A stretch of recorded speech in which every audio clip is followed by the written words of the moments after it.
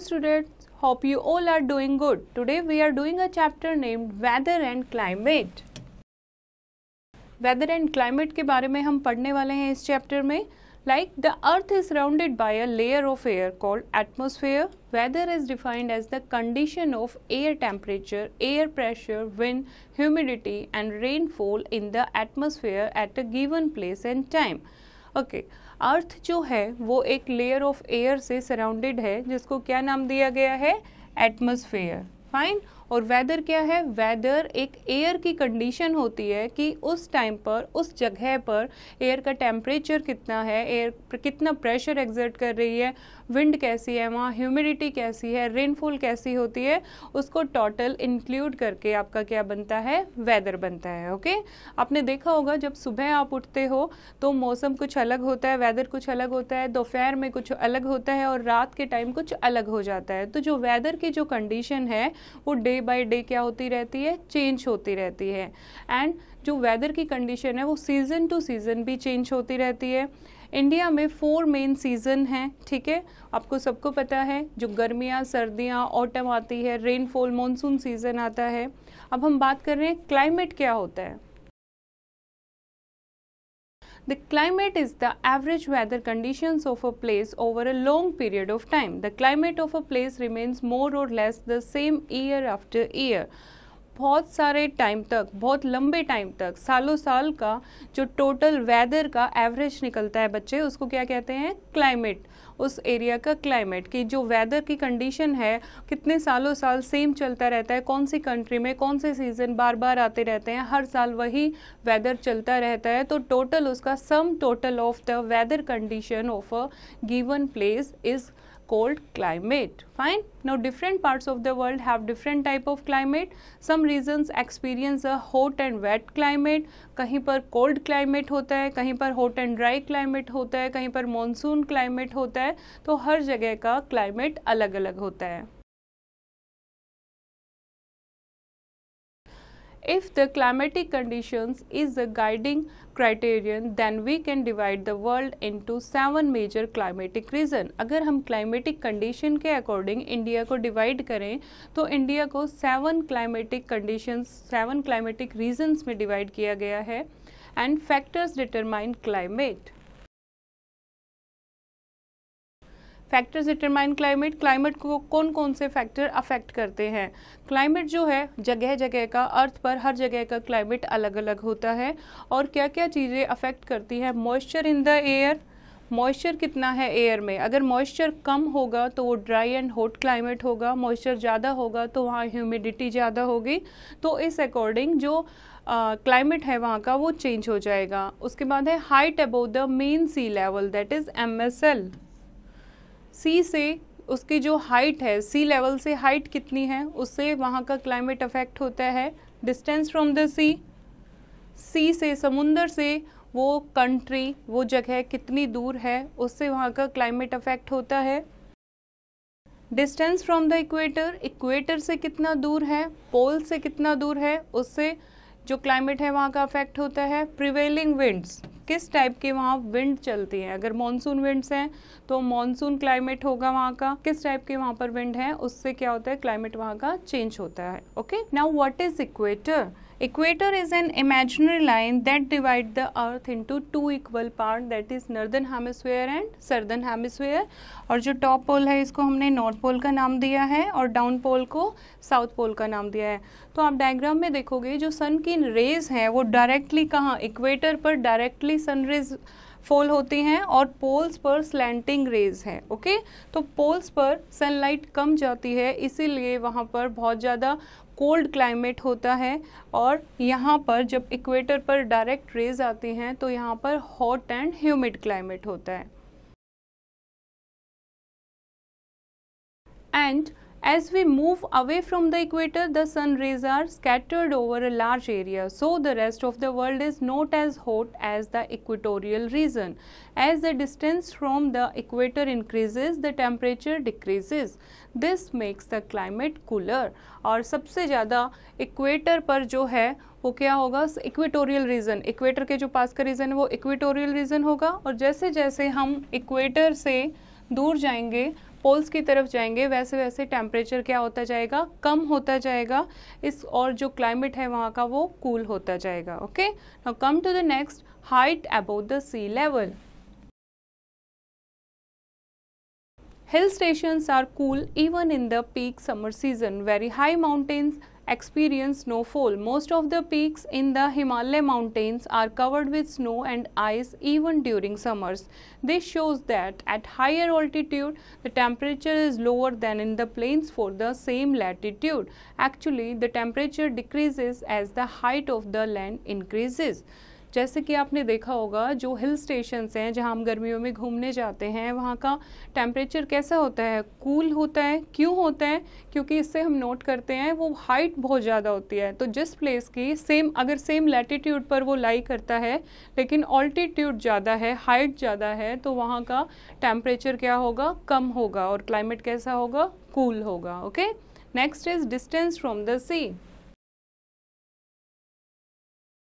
Places near the sea coast have a moderate climate.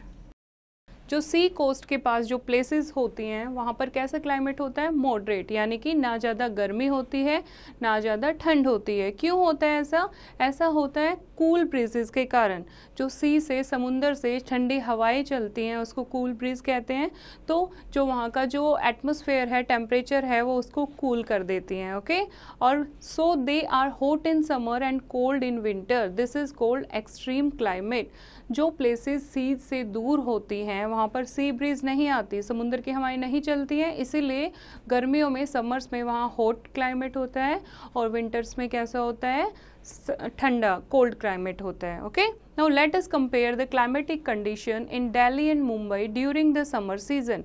अगर हम summer season की बात करें, दिल्ली जो है वो सी से बहुत दूर है, तो वहाँ पर समर सीजन में कैसा होगा, हॉट क्लाइमेट होगा। मुंबई जो है वो अरेबियन सी के पास है, ठीक है, तो वहाँ का क्लाइमेट कैसा होगा, वहाँ का क्लाइमेट मॉडरेट होगा, माइल्ड होगा, ज़्यादा गर्मी नहीं होगी जितनी दिल्ली में होगी। Clear? Now come to the fact file. The highest temperature ever recorded in India is 51 degrees Celsius in Pahalodi, Rajasthan. The lower temperature even recorded is -45 degrees Celsius in the Siachen Glacier in Jammu and Kashmir. India में अगर हम बात करें अब तक के temperature की, तो highest temperature 51 degree Celsius note किया गया है पहलोदी, राजस्थान में, और सबसे कम टेम्परेचर जम्मू कश्मीर में सियाचिन ग्लेशियर का नोट किया गया है, that is -45 degree Celsius. Now come to the next, direction of winds. Direction of winds also affects the temperature. The winds that blow from a warm place are also warm. These winds further increase the temperature of a region. गर्म जगह से जो हवाएं चलेंगी वो कैसी होंगी, गर्म होंगी, और वहाँ से वहाँ का जो टेम्परेचर है लैंड का कैसा हो जाएगा, उन हवा के कारण गर्म हो जाएगा। The winds that blow from cold regions are cool, और ठंडे इलाकों से, ठंडे एरिया से जो हवाएं चलेंगी वो कैसी होंगी, कूल होंगी। They help bring down the temperature, उससे वहाँ का टेम्परेचर क्या हो जाएगा, कम हो जाएगा। Delhi is hot in summer due to dry and hot winds from Rajasthan. In winter, cold winds from the Himalayas cause a cold wave in northern India. Winds coming from the sea bring cool and moist weather. Sometimes winds bring clouds along with them and cause rainfall. For example, the monsoon winds that come from the surrounding water bodies cause rain. Delhi जो है वो गर्मियों में इतनी गर्म क्यों होती है, क्योंकि राजस्थान बहुत हॉट होता है, बहुत गर्म है, बहुत ड्राई है, तो वहाँ से गर्म हवाएं आती हैं, इसीलिए दिल्ली में और ज़्यादा गर्मी हो जाती है। और सर्दियों के टाइम पर जो हिमालय है वहाँ से ठंडी हवाएं आती हैं, इसीलिए सर्दियों में दिल्ली बहुत ज़्यादा ठंडी हो जाती है। और कुछ हवाएं ऐसी भी होती हैं जो अपने साथ रेनफॉल लेके आती हैं, जिनको मॉनसून विंड्स भी कहते हैं। Okay, come to the next, humidity and rainfall. Humidity and rainfall, जितनी ज़्यादा रेनफॉल होगी उतनी ज़्यादा वहाँ की क्या होगी, ह्यूमिडिटी इंक्रीज हो जाएगी। ह्यूमिडिटी क्या होता है, humidity is the amount of water vapour in the air. Air में जो वाटर वेपर का अमाउंट जो प्रेजेंट होता है, नमी जो होती है हवा में, उसको क्या कहते हैं, humidity. It affect the climate of the place. The air over the equator is full of water vapour as the heat of the sun causes rapid evaporation of the ocean waters. This causes heavy rains in the area. So the climate near the equator is hot and wet. Deserts are formed in place where there is very little humidity, and also so there is very little rain throughout the year. Humidity and rainfall कैसे आपस में connected हैं, जहाँ पर direct sunlight होगी वहाँ पर क्या होगी, गर्मी ज़्यादा होगी, तो गर्मी के कारण जो वाटर एवोपरेट हो जाता है और वाटर एवोपरेशन के कारण क्या होती है, रेनफॉल होती है। ठीक है, अब जो आपका राजस्थान है वो बहुत ज़्यादा ड्राई है, तो वहाँ वाटर वेपर ही नहीं है, ह्यूमिडिटी बहुत कम है, तो ह्यूमिडिटी कम है तो वहाँ बारिश भी नहीं होती। फाइन। नेक्स्ट इज क्लाइमेटिक और हीट जोन्स।